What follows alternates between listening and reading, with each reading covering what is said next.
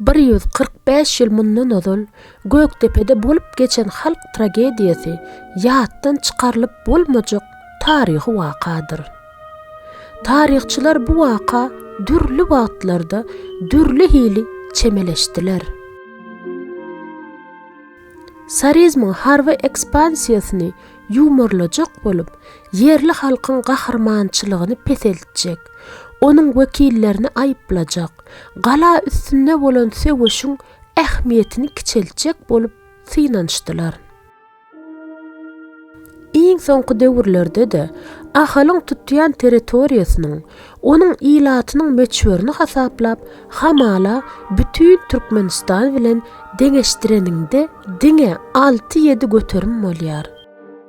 Şonuň üçinem Göktepe tragediýasy Türkmenistanyň Russiýa birikdirilmegine esasy waka bolan däldir diýen ýaly metodologik taýdan yrga tutarýyga ýüzürdiler. Munyň özü taryhy düýbünden nädogry çemeleşmegiň misalydyr.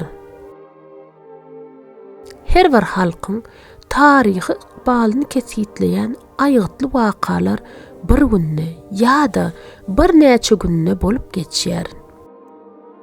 Mysal üçin Russiýanyň taryhynda Kulikowa söwüşi, Poltawa söwüşi, Barjano söwüşi we şoňa meňdeş aýgytlaýjy rol oýnapdy.